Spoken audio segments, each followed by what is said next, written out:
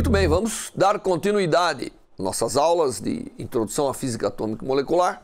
Nós estamos vendo agora os átomos de 2 elétrons e na última aula eu mostrei para vocês como que são os conceitos que nós temos que levar em conta para montar as funções de onda do átomo de 2 elétrons.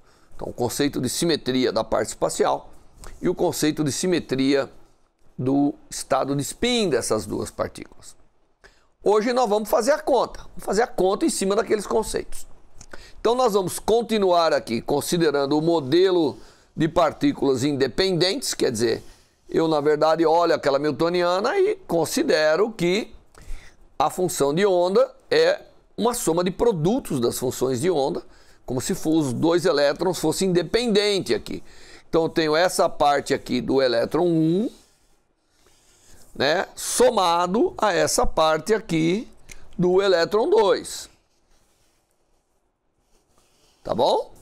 E eu tenho como perturbação, então nós temos uma perturbação que vai ser colocada, que é a repulsão entre os elétrons. Mas considerando essa newtoniana H0, primeiro, eu tenho a soma de 2 termos independentes, portanto, a solução é o produto das funções de onda. Mas é um produto esperto, né? É um produto que tem que levar em conta. O que tem que levar em conta? Tem que levar em conta exatamente aquelas simetrias que nós havíamos discutido na aula anterior. Então é isso que nós vamos fazer. Vamos considerar as partículas independentes. Isso aqui é como se fosse cada elétron um sistema de um elétron que tem as funções hidrogenoides. Então, para nós, as funções de cada elétron, ela tem um N, um L e um M. Tá bom? E eu tenho 2 elétrons, portanto, eu terei sempre produtos dessas duas. Mas eu tenho que levar em conta a simetria pela permutação do elétron 1 com o elétron 2, portanto, eu terei uma soma ou uma antissoma desses estados. Quer dizer, dado que eu escolho um conjunto de números N, L e M para cada elétron, qualquer um dos 2 elétrons pode ter esse estado. Então, normalmente, nós temos o elétron 1 e o elétron 2. E eu terei um N1, L1, M1 para o elétron 1 e eu terei um N2, L2 e M2 para o elétron 2. Então, ou eu tenho I igual a 1 ou I igual a 2 para cada elétron. Só que a função de onda, ela tem que ser uma soma simétrica ou antissimétrica do psi para o elétron 1 e do psi para o elétron 2. Então, a função de onda espacial, que nós estamos chamando de ordem 0, porque eu não estou pondo ainda a repulsão entre os elétrons, ela tem que ser um psi N1, L1, M1 para R1 e um psi N2, L2, M2 para R2. Mais e menos, que é para ter a soma simétrica ou antissimétrica, do contrário, agora troca o R1 pelo R2, portanto o N2, L2, M2 vai estar com o R1, enquanto o N1, L1, M1 vai estar com o R2. Então, o conjunto de números quânticos que nós temos, N1, L1, M1, N2, L2, M2, pode estar no elétron 1 ou no elétron 2, certo? E eu tenho que levar isso em conta, essa possibilidade de ser um ou outro. Qualquer que seja a possibilidade, quando eu colocar essa... E, claro, ela tem que estar normalizada, porque afinal o produto escalar dela por ela mesma, da função de onda, tem que dar 1. Então a gente entra aqui 1 sobre raiz de 2. Senão daria 2, né? Daria isso quadrado mais isso dá 2. Muito bem. Como eu tenho 2 partes na soma da newtoniana, a energia vai ser a soma das energias. Portanto, eu tenho a energia, nesse caso, é a soma da energia de um elétron com o conjunto N1, L1, M1 e é o conjunto, a soma do outro elétron, N2. Então, isso é a energia. A energia, mas a função de onda não sabe que elétron está no 1, que coordenada R1 ou R2 tem os números quânticos N1 ou N2. Muito bem. Então, eu tenho aqui uma degenerescência, né? A energia vai ser total, e eu tenho uma degenerescência que normalmente, na literatura, é chamada degenerescência por exchange. Se eu mudar o elétron 1 e o elétron 2, não muda a energia. Ah, mas a gente sabe que vai mudar lá, vai, a hora que eu botar o spin vai, claro, mas aqui não. Então, nesse caso, o orto e o para hélio, ou os estados orto e o estado para, que são estados que têm simetria diferente espacial e, portanto, vão ter simetria diferente do spin, assim que nós já vamos adicionar, tem a mesma energia. Essa é chamada degenerescência de exchange. Tá bom? Então, nós estamos até aqui com uma degenerescência. Eu tenho os conjuntos de níveis dá a mesma energia. Isso vai ser removido pela repulsão dos elétrons. Então, é importante lembrar que essa degenerescência vai ser removida a hora que eu introduzir a repulsão, porque aí a simetria da função de onda vai ser fundamental. Bem, eu não falei que o N1 e o N2 precisam ser diferentes, falei. De fato, não precisa. Eu posso ter duas partículas no estado S, mas aí o spin não pode estar no estado S igual a 0. O spin tem que estar no estado S igual a 1, porque se eu tiver duas partículas, se N1 e N2 forem o mesmo, L1 e L2 o mesmo, então isso aqui não faz mais sentido, né? Dá zero isso aqui, porque aí acabou. Então, eu só mantenho um produto, porque aí ela tem que necessariamente ser simétrica. Tá certo? Muito bem. Dito isso, vamos começar a nossa conta com o estado fundamental, o estado de mais baixa energia. O estado de mais baixa energia é aquele onde, de fato, os números quânticos de um elétron e do outro são iguais e são os menores possíveis. Então, todo mundo está num orbital S. Tá bom? Então, eles estão no estado de um elétron, que é o estado 1s. Claro que cada função de onda dessa é função de onda de um estado de um elétron. Acho que você já percebeu, né? Nós estamos fazendo o produto de duas funções de onda de um elétron para compor a função de onda de um sistema de dois elétrons. Muito bem. Então, nesse caso, a parte espacial da função de onda só pode ser simétrica. Não tem outra alternativa. A parte espacial tem que ser simétrica. Está aqui. A parte espacial sendo simétrica, também não tem outra alternativa senão o spin ser antissimétrico, portanto é um estado singleto.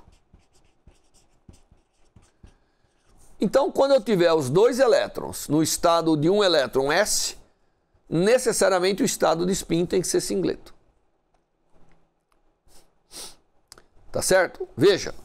O spin entrou aqui na função de onda total, mas a Hamiltoniana não tem essa dependência, né? Ela não conhece essa dependência de spin. Mas essa é a função de onda total que nós temos para o estado fundamental. Todo mundo se lembra como é a função de onda exponencial do estado de um elétron no orbital 1s, portanto, basta eu fazer o produto para ter como função de onda o produto das exponenciais, portanto, um expoente que é a soma das duas coordenadas. E a energia? Bom, a energia é a soma das duas energias, né? Não é verdade? Se eu somar as duas energias, lembre que agora o Z não é mais 1, como no átomo de hidrogênio. Ele é 2, né? O sistema continua neutro aqui, é o átomo de hélio. Nós estamos usando o hélio como nosso átomo natural de 2 elétrons. Então, quando você botar aqui, obviamente, aqui vai dar 4, multiplicando a soma. Então, você vai ter uma soma de duas, que já parece um 2, mas vai multiplicar por 4, dá 108 elétron-volts. Se você imaginar aqui tudo certinho, o Z igual a 4. Experimentalmente, eles obtêm 79, negativo, estado ligado. Certo? Você vê, o que vai fazer isso é a repulsão entre os elétrons que vai tornar isso menos negativo. Se você lembrar lá da aula anterior, a repulsão entre os elétrons torna a energia menos negativa, ela é positiva, né? Tá certo? Bom, então esse é o estado fundamental na aproximação dos elétrons independentes, sem levar em conta a repulsão. Então nós montamos uma função de onda aqui, a parte espacial, faltou colocar aqui, obviamente, né, a função de onda total, obviamente, tem o Ki 00, que é o estado de spin singleto. Então a função de onda total contém aí a parte de spin. Muito bem. Se eu tiver os elétrons independentes e cada um deles num estado 1, você já viu que a soma das energias serão somas das energias tipo do hidrogênio. Para cada elétron, a única coisa que você tem que levar em conta é que o Z agora não é mais 1, mas é 2. Então, para os elétrons independentes, a energia é a soma das energias. E aí, então, eu vejo umas coisas interessantes, né? Eu posso pegar, se eu desenhar os estados que eu vou gerar aqui, eu vou ter um conjunto de estados, vou ter vários conjuntos de estados, mas eu vou ter um que chama-se verdadeiramente discretos. Eu pego um elétron, coloco no estado n igual a 1, então um deles está no n igual a 1, e o outro eu vario de 1 ao infinito. Então, quando eu fizer isso, eu tenho aqui esses estados, ó. O primeiro elétron está no estado 1, N, só estou usando N aqui, né? E aí eu tenho uma sequência de estados. Quando eu chegar aqui, obviamente eu faço um N igual a infinito, que seria essa parte aqui. Quando ele é infinito, é porque um elétron pode ficar contínuo. Então aqui eu teria aqui uma energia que seria o átomo de hélio ionizado mais um elétron. Não é? Porque quando chegou aqui, a partir daqui, se eu quiser excitar mais o átomo, esse elétron, um dos elétrons, ele realmente está no contínuo. Então aqui a gente chama de contínuo. Até esse ponto aqui, a gente chama de estados verdadeiramente discretos. Agora nós vamos pegar e vamos fazer o seguinte. Vamos pegar um elétron, não no estado n igual a 1, mas em n igual a 2. Certo? Bom, obviamente, se eu pegar o outro elétron no n igual a 1, já está no caso de cima. Então eu tenho que pegar o outro agora em n igual a 2 até infinito. Ocorre que, quando você pegar n igual a 2 com os dois no n igual a 2, bom, eles já estão acima de um elétron estar ionizado. Então aqui a gente diz que nós temos estados discretos no contínuo. Porque eu posso ter, de repente, o átomo ioniza, porque a energia é possível. Então aqui nós temos os estados discretos vivendo com o contínuo, no contínuo. Então eu tenho estados discretos vivendo com o contínuo. E aí, tá certo? Quando eu chegar no segundo infinito, obviamente, eu tenho a possibilidade de ionizar mais um elétron ainda aqui, e aí vai. Então, o sistema de hélio é um sistema extremamente interessante, porque ele permite ter uma região de energia onde eu tenho estados verdadeiramente discretos e aonde eu tenho estados discretos vivendo com o contínuo. É possível isso? Perfeitamente possível. Tá? Agora, o sistema é estável assim? Provavelmente não. O elétron pode escolher ser ionizado e sair daqui, deixar um elétron. Então eu posso ter um estado que eu comecei com os dois elétrons no n igual a 2, e eu posso simplesmente um elétron vir para o n igual a 1 e o outro ser ionizado. Ou qualquer um desses estados. Ele pode fazer essa troca e o elétron sai com uma energia enorme, que é essa energia que teria ali no estado. Isso tem um efeito importante, e tem até um nome importante, que é o chamado efeito Auger, que é quando eu tenho o sistema de dois elétrons duplamente excitados, é possível ver a ionização com uma certa energia, e esse elétron é chamado elétron OG, e é uma técnica de espectroscopia extremamente importante. Muito bem, você vê, o hélio, o sistema de dois elétrons, ele permite tudo isso. Agora nós temos que introduzir a repulsão aqui, né? Então nós temos que, de alguma maneira, botar a repulsão entre os estados. Vamos botar a repulsão entre os estados. Quando eu considero a repulsão entre os estados, o efeito que eu tenho é um efeito que um elétron, é como um está repelindo o outro, é como uma blindagem. Então, nós podemos, em primeira aproximação, dizer o seguinte: bom, um elétron vê Z, o outro vê um Z efetivo, vê um outro Z devido ao efeito de blindagem. Então, a energia, eu posso corrigir a energia, dizendo que quando eu tenho a minha energia e eu quero adicionar o efeito de blindagem, eu tenho a energia de um elétron, portanto isso aqui é a energia de um átomo de hidrogênio, a energia de um dos elétrons, e o segundo elétron, que está num outro estado, isso aqui está em N igual a 1, quando eu pegar o outro elétron com N qualquer, ele não vê o mesmo Z, ele vê um Z diminuído. E isso é o efeito da blindagem. Certo? Para N grande, isso vale bastante. Então, como eu havia dito, né? Para os estados para hélio, que é aqueles que são simétricos, a função de onda é simétrica, nós vamos ter uma repulsão que é importante, e para os estados orto, nós vamos ter uma repulsão que é menos importante. Mas olhando do ponto de vista de blindagem, nós poderíamos, para N grande, dizer, ó, isso aqui deve ser mais ou menos assim.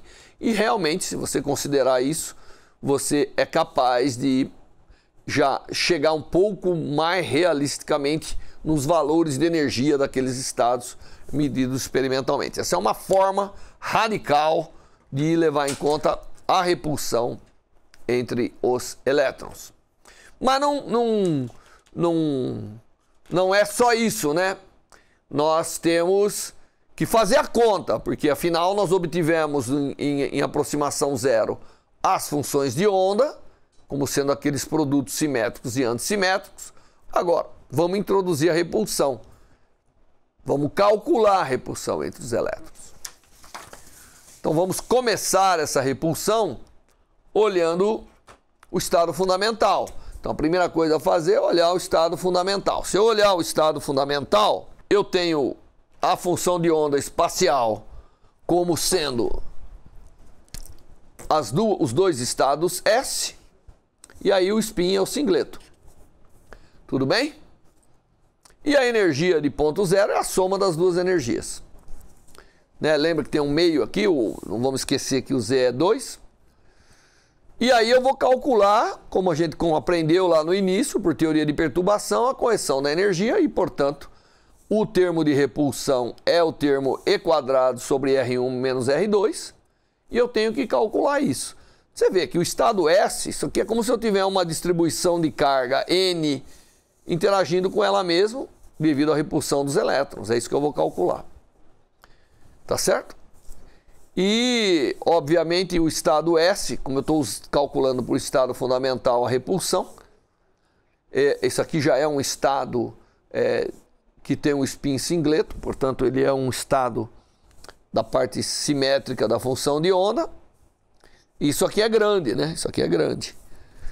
A maneira de fazer essa conta é expandir 1 sobre R1 menos R2, que são vetores, né? A gente às vezes não carrega toda hora, mas é 1 sobre o módulo desse vetor.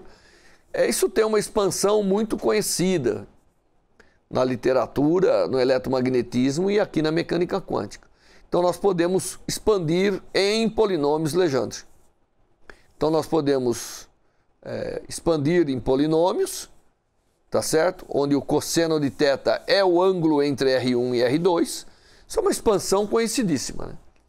E a expansão dá para gente 1 sobre R maior. Quem é R maior? É o maior valor entre R1 e R2. E quem que é R menor? É o menor valor entre R1 e R2. Então, 1 sobre R1 menos R2 pode ser expandido dessa maneira. E aí, cosseno de θ é o ângulo entre R1 e R2. E a geometria nos dá, dado que R1 e R2 têm as coordenadas esféricas dadas por θ1 e φ1, o cosseno de θ ele é uma composição de θ1 e θ2 dado por essa expressão.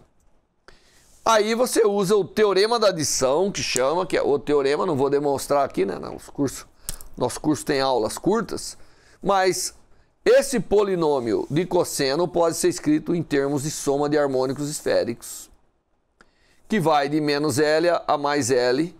Então, a soma de harmônicos, um PL pode ser escrito como a soma do produto do harmônico esférico pelo seu complexo conjugado, variando o M de menos L a mais L com um fator aqui. E isso é tudo que eu quero fazer, né? Porque quando eu faço essas integrais aqui envolvendo as funções de hidrogenoides, se eu conseguir expressar qualquer coisa em termos de harmônico esférico, a integral já está feita. Porque os estados dependerão desses harmônicos. Então, no final do dia, utilizando o teorema da adição e a expansão, nós podemos expressar o termo principal da repulsão entre os elétrons como uma soma de harmônicos esféricos, tá vendo? É uma soma dupla porque eu expandi o polinômio dentro da soma dos polinômios. E aí agora basta colocar essa expansão ali. Nós sabemos que a única coisa que tem aqui desses y aqui vai ser os y00, né? Porque é a função S do hidrogênio, do átomo de um elétron.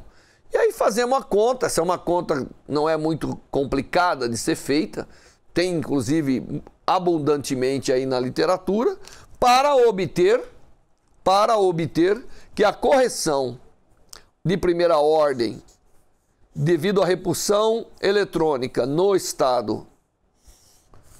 estados do átomo do hélio, né, é esse valor positivo, obviamente, porque a repulsão entre os elétrons é uma perturbação que está introduzindo uma energia positiva, então não poderia ser negativo aqui.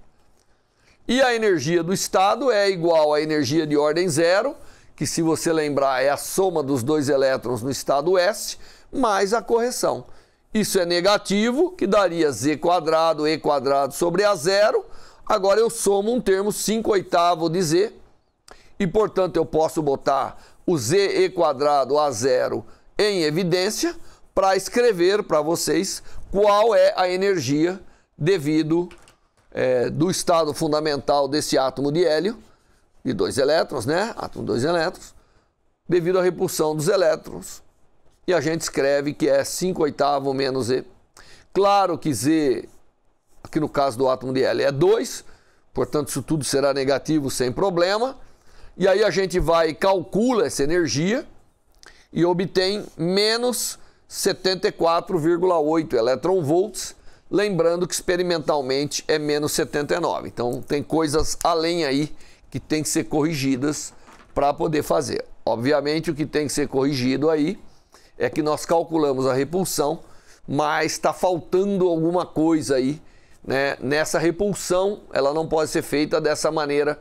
Os dois elétrons não podem, talvez, ver a mesma carga nuclear devido à repulsão deles. Tudo tem aí que ser levado em conta. Mas já melhoramos muito o valor da energia do estado fundamental, porque experimentalmente é menos 79 eletronvolts para o hélio, né? E fazendo essa conta, já corrigindo a repulsão, nós chegamos mais próximos do que os 108 que nós tínhamos quando consideramos os elétrons totalmente independentes. Mas agora nós podemos utilizar um método que nós aprendemos lá no início do curso, que é um método variacional, e nós vamos usar o método variacional de Rayleigh-Ritz, né? Nós vamos imaginar um parâmetro na função de onda. Isso é bom aqui para o cálculo da função da energia do átomo do estado fundamental. Tá certo? Então, o que a gente faz? Nós pegamos a função de onda e consideramos um Z efetivo na função de onda. Portanto, a função de onda dos elétrons independentes, eu considero um Z efetivo, é um parâmetro. Aí eu calculo a energia da Hamiltoniana contendo a interação, tá certo? Levando em conta o Z efetivo, já que tudo isso aqui nós já calculamos. Só que agora eu estou chutando uma função de onda que tem um Z que é diferente da carga nuclear. É um Z efetivo. Quando eu calculo a energia com essa função de onda, obviamente ela vai depender do Z. Então eu calculo o termo, nós temos que calcular o termo cinético, o termo de cada elétron colombiano e o termo da repulsão. E todos eles dependerão do Z efetivo.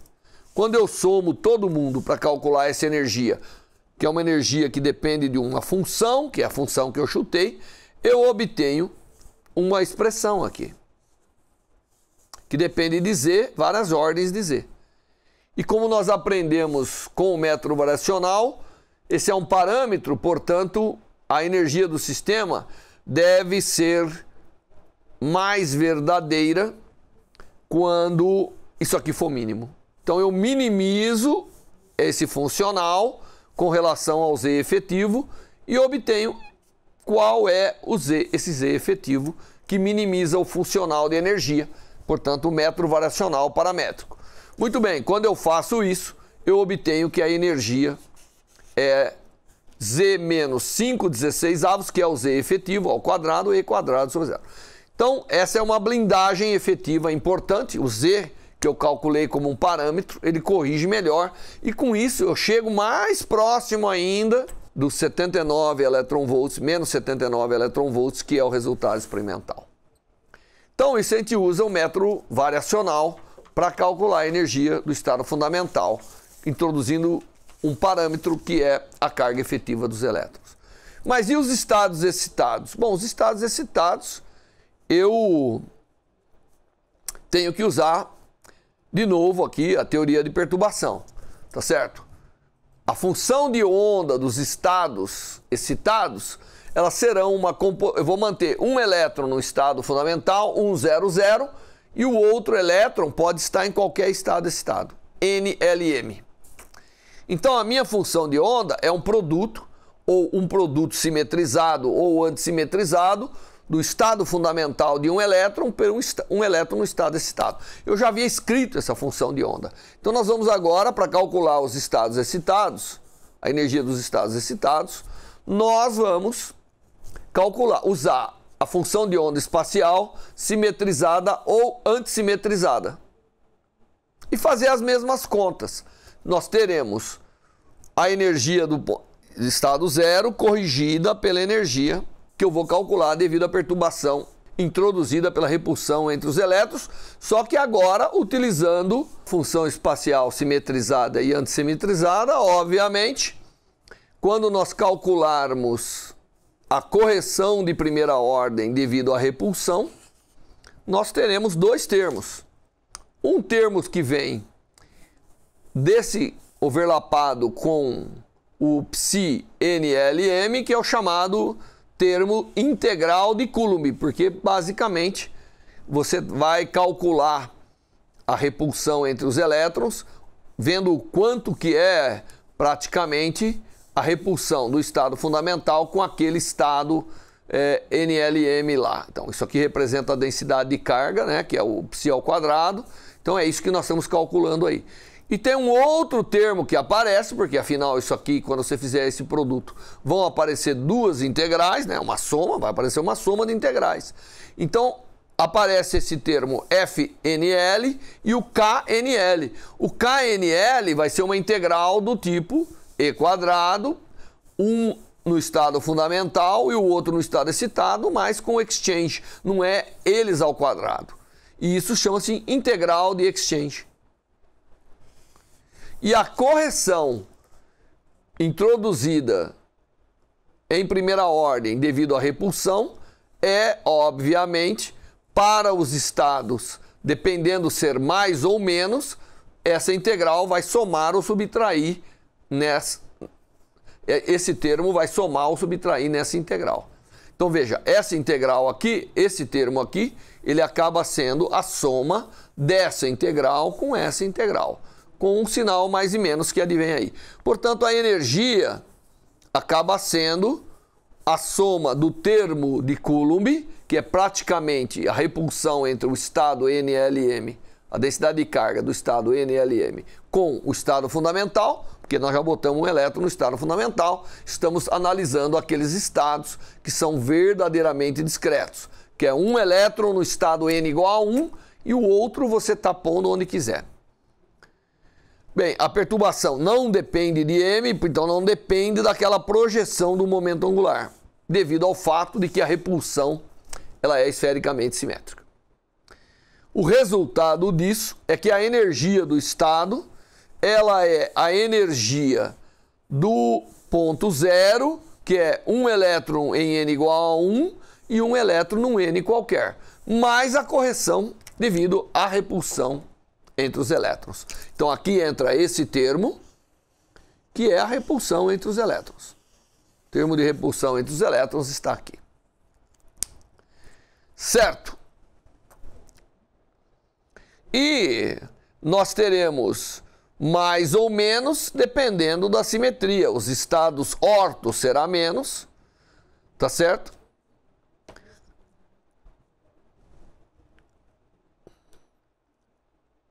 E os estados para, que são os estados simétricos, será mais. Muito bem. Então aqui eu tenho o valor das energias daqueles estados que eu desenhei para você, NL. Porque agora o primeiro elétron está no N igual a 1, L igual a 0. E agora, dependendo do segundo elétron, por isso que lá, quando nós fizemos aquele diagrama, eu botei S, P, D, porque agora o segundo elétron pode ter um L bem determinado, portanto terei estados, S, P, D, F e aí vai. Então eu já coloquei o L naquela notação. Se ele é mais ou menos, ele vai estar num estado de spin ou no outro estado de spin, tá certo? E como eu havia previsto, a energia, a ação da repulsão entre os elétrons vai depender, obviamente, da simetria da função de onda. Muito bem. A Hamiltoniana não depende do spin, mas nós sabemos que o spin está lá. Então vamos escrever essa energia, mas acaba dependendo, porque dependendo do estado de spin, a função de onda, a parte espacial, que é o que determina essa energia, necessariamente, não é isso? Necessariamente tem, ou ela é simétrica ou ela é antissimétrica, dependendo do estado de spin. Então, nós temos no nosso sistema os dois elétrons, dois spin, que dá um spin total, como nós havíamos feito. Muito bem. Esse spin total é a soma dos spins, portanto, ele ao quadrado, nós sabemos fazer isso, né? Cada spin vale meio de cada elétron. O S total, por exemplo, portanto, vale meio mais meio vezes meio mais 1. Então, o S1 ao quadrado necessariamente vale esse valor, meio vezes meio mais 1. E o S2 também vale meio. E o S1 escalar S2, isso vai depender da orientação relativa dos spins. Tá certo? Isso vai depender, como você vai ver agora, se eu estou num spin total 1 ou no spin total 0. Então, o que nós fazemos é que o S1 escalar S2 pode ser escrito, eu só peguei essa expressão aqui e deixei de forma explícita, S1 escalar S2. E S1 escalar S2 é meio de S quadrado menos 3/4. Agora, nós podemos ter S0 ou S1. Portanto, o S total quadrado vai ser 0. Portanto, quando o S total é 0, que é o estado singleto, que é a parte antissimétrica do spin, esse S1 escalar S2 vale menos 3/4. E quando eu tenho S1, então aqui vai ser 1 vezes 1 mais 1. Portanto, isso vale 1/4, que é o tripleto. Então, embora a newtoniana não dependa do spin, eu posso escrever aquela expressão que eu tinha anteriormente, que é essa aqui, introduzindo o spin. Simplesmente eu escrevo a energia agora como sendo a parte do elétron independente, o FNL, que é a parte de Coulomb, e a parte de exchange, eu crio um coeficiente aqui que vai adquirir o valor mais ou menos, dependendo se eu estou no estado singleto ou tripleto. Certo? Muito bem. Então, o S1 escalar S2 é uma forma interessante de escrever isso para dizer que, de fato, a energia vai depender do spin, embora a newtoniana não dependia. Isso é uma forma apenas de escrever e, claro, esse valor aqui vai tomar cada um desse valor se eu tiver no estado singleto ou tripleto. Se você não gostou disso, mantenha o mais ou menos, sabendo que um representa o singleto, o outro representa o tripleto. Mas é importante notar que, apesar da newtoniana não depender explicitamente do spin, quando eu tenho mais do que um elétron, devido à simetria e devido aos requisitos do princípio de exclusão de Pauli, vai. Muito bem, então eu tinha aqui dos elétrons independentes um elétron no estado, vamos pegar um elétron no N igual a 1, o outro no 2. Agora eles vão quebrar em um está no 1s, o outro está no 2s, e as correções que entram aqui para o par e para o orto. E mesma coisa, quando for para o L agora igual a 1, então eu tenho um elétron no estado S, um no estado P, e o para e o orto aqui sendo introduzindo, sempre notando que a energia do para é mais para cima, porque ela é simétrica espacialmente e ela corresponde a uma repulsão eletrônica, ela dá uma contribuição da repulsão eletrônica mais intensa. Qual é a consequência de eu ter os estados discretos convivendo com o contínuo? É o chamado efeito Auger. Quando eu tenho um sistema de 2 elétrons, como é o caso do hélio, então, se por acaso eu excitar o segundo, aí eu tenho um elétron no estado N igual a 1 e tenho o outro podendo variar qualquer que seja. Se eu excitar esse que estava em N igual a 1, eu já caio dentro do contínuo. Quando eu caio dentro do contínuo, quando eu excito um desses elétrons, a repulsão elétron-elétron pode, de alguma maneira, produzir uma autoionização. Essa autoionização dá origem a um elétron, que é chamado de elétron Auger. E quando você pega e analisa o elétron que é ejetado, a absorção de energia e o elétron ejetado, você vê aparecimento dos elétrons, que você tem que dar, obviamente, um fóton de luz UV para ter a emissão dos elétrons. E, normalmente, a gente usa isso com radiação síncrotron para fazer o espectro Auger, ou ver os elétrons Auger. E medindo a energia dos elétrons emitidos e tudo isso, nós podemos analisar esses estados discretos convivendo com o contínuo e identificar substâncias. É um método analítico extremamente poderoso que nós temos aí à disposição da ciência. Bom, com isso nós terminamos essa parte mais introdutória dos átomos de 2 elétrons. Na próxima aula eu vou complicar um pouco mais, obtendo os espectros dos elétrons, fazendo o método funcional para os átomos de 2 elétrons. Até a próxima aula.